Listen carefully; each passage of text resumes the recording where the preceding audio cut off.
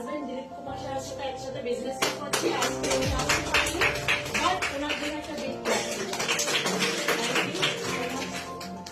আর এই প্ল্যাটফর্মে যাদের জন্য আজকে আমাদের পরিচয়, নান আদার দেন আমাদের গ্রেট মেন্টর শিবশঙ্কর স্যার আর প্রতিমা রায়না। আর এখানে বসে আছে প্রত্যেকটা ইউনিভার্সাল চ্যাম্পিয়ন মেন্টরদের জন্য আমরা যেটা বলে থাকি আপকামিং বিএমসিএম মেম্বার, তাই তো? নিজেদেরকে বিএমসিএম ভাবলে আরো জোরে হাততালি দেন।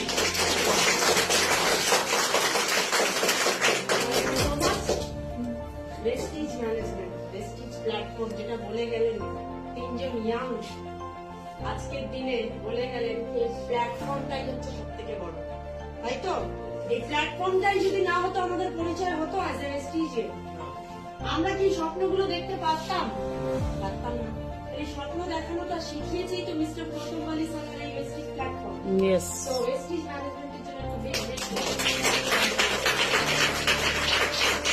খুব সুন্দর লাগলো। Thank you Shiv sir, Pratima ma'am, কি এই যে আমাদের টিটিটি করানোর উদ্যোগটা নিয়েছিলেন, তো এটা আমরা কিন্তু আস্তে আস্তে গুটি গুটি পায়ে কিন্তু অনেক দূর এগিয়ে যাচ্ছি। এটা নিজেদের মধ্যেও দেখছি অনেক পারফরমেন্স অনেক বেটার হয়েছে সবার টিটিটি নেওয়ার জন্য। আর এইটাই বলবো যে যেটা আজকে জানলাম কি শিখা লার্নিং প্রসেস, যত লার্নিং করব তত আর্নিং বাড়বে। কারণ কি যত লিডাররা এখানটায় টপ লিডাররা সব স্টেজে আসছেন, সবাই তো লার্নিং করেছে বলেই তো তারা এই স্টেজে রয়েছেন। Yes or no? Yes. তাহলে আমাদের লার্নিংটা আমরা দেখে নেব কি আমাদের লার্নিং এর মধ্যে পারফেকশন হচ্ছে কিনা। কেন পারফেকশন? লার্নিং শুধু করে গেলে হবে না, পারফেকশন চাই তার মধ্যে। পারফেকশন মানে হচ্ছে আপনার কনসিস্টেন্সিটা থাকতে হবে। যত আপনি কনসিস্টেন্সি রাখবেন আপনার পারফেকশন আস্তে আস্তে আস্তে আস্তে উদ্ধার হয়ে যাবে। এবং সবাই কি হবে, ডায়মন্ড যেমনি আমাদের বলা হয় সেমনি ডায়মন্ডের উপর কিন্তু ক্রাউন, ডিসিডি, ইউসিডি, ডিওসিডি সবাই রয়েছে, সবাই কিন্তু স্পার্কেল করে। স্পার্কেল করে তো তারা, তাদের শাইনি আলাদা। কেন? তাদের সেই কনসিস্টেন্সি, তারা একদিন থেকে শুরু করেছিল, কিন্তু আজকে তারা কিন্তু সবাই এক একটা জুয়েল।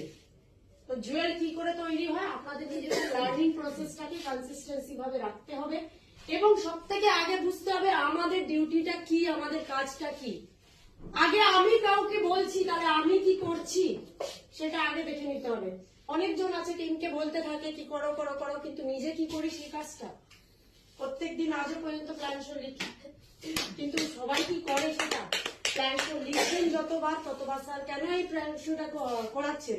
পারফেকশন আনার জন্য। কেন কি আমরা যখন কোনো কারোর সামনে বসছি আমরা, তখন কিন্তু আমাদেরকে জয়েন করবে কেন, আপনাদের বা আমাদের মধ্যে সেই অ্যাটিটিউডটা কিন্তু থাকে, বুঝে যায়।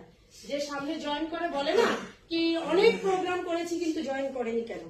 অনেকজন করে আমার সব জানি, আমি সব বুদ্ধি আছে, সব জানি, সব শিখেছি, কিন্তু কিছু তো বস কিছু তো আছে যেটার মধ্যে আপনাকে জয়েন করছে না, সেটা আপনাকে দেখতে হবে কেন। 1 নম্বর হচ্ছে নিজের পারফেকশন, 2 নম্বর হচ্ছে আমি কনসিস্টেন্সি করছি কিনা, 3 নম্বর হচ্ছে আপনার সাথে যার সাথে আমি প্ল্যান শো করছি তার সাথে কত সুন্দর রিলেশনটা আমি মেনটেন করতে পেরেছি। গুড কমিউনিকেশন ভালো না হয়, যতই বলো, যতই ভালো আপনি প্ল্যান শো করুন না কেন, যত ভালোই আপনি অবজেকশন হ্যান্ডলিং করুন না কেন, আপনার সেই জয়নিংটা কিন্তু কোশ্চেন মার্ক থাকবে। তো রিলেশন প্রথমে মেনটেন করতে হবে, কথা বলা শিখতে হবে, মানুষকে দেখে মানুষকে বুঝে বুঝতে হবে তার নিড কি। নিড যতক্ষণ আপনি জানবেন না, সে হয়তো নিরামিষ খায়, আপনি মাংস ভাত দিয়ে যাচ্ছেন, সে খাবে না। ঠিক আছে, আমাকে দিলে খাবো আমি? যত সুন্দর রান্নাই করেন খাবো আমি কি? আমার একটা প্রয়োজন নেই। আবার যত ভালো যারা মাংস ভাত খুব ভালো খায় তাদেরকে নিরামিষ সামনে দেবেন, মুখ ভেট খাবে, আমাকে নিড বুঝেই হিট করতে হবে। মানে নিড বুঝতে গেলে আমাকে খুব ভালোভাবে প্র্যাকটিস করতে হবে কিসের? অবজেকশন হ্যান্ডলিং জানার আগে মানুষ চেনা, মানুষকে সামনে বসে কিন্তু আপনাকে তার সাথে দুটো কথা বলে কিন্তু বুঝে নিতে হবে তার নিড কি। যেটা আমি গর্ব করে বলি না, আমাদের দিলীপ স্যারের খুব ভালো এটা রয়েছে, সে কিন্তু 5 থেকে 10 মিনিট গল্প করে কিন্তু তার বায়োডাটা বের করে দেয়। এটা করেনি, তার ক্যারেক্টার, তার বায়োডাটা সব বের করে দেবে। তার মানে আমাকে নিড বের করতে হবে। নিড যদি বের করতে পারি, আপনি যাই দেবেন সে আপনার কথা শুনতে পারে। নিড বুঝে, ওটাই বললাম আগে, নিড বুঝে হিট করতে হবে। কেন? তাহলে কি সামনের মানুষটা, আজকের ডেটে প্রত্যেকটা মানুষের চাহিদা আছে, প্রত্যেকটা মানুষের স্বপ্ন আছে, প্রত্যেকটা মানুষের চাহিদা আছে। এটা বলবো না, অনেকে বলে আমি যখন যাই না, না না আমাদের অত দরকার নেই, আর টাকা পয়সা দরকার নেই, ও সব দরকার নেই, করবো না, যেমনি আছি বলে। কিন্তু ভুল, তারা আমাদেরকে কেন বলে? কেন কি সে জানে তার লাইফে সেটা আর আসবে না বলে সেটা সে মেনে নিয়েছে, সে পারবে না বলে মেনে নিয়েছে। কিন্তু তার চাহিদা আছে, তার স্বপ্ন আছে। আপনি যদি একটু গভীরে যান, একটু ভিতরে যান, তার স্বপ্নগুলো পুরো উগলে রেখে দেবে। একদম। এটা হয়েছে আমাদের সাথে।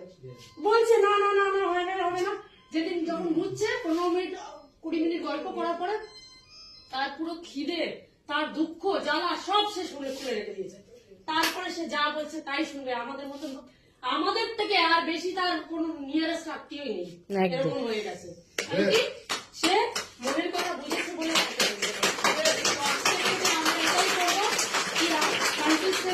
প্র্যাকটিস করবো, আর আগামী দিনে আমরা সবাই বিএমসি।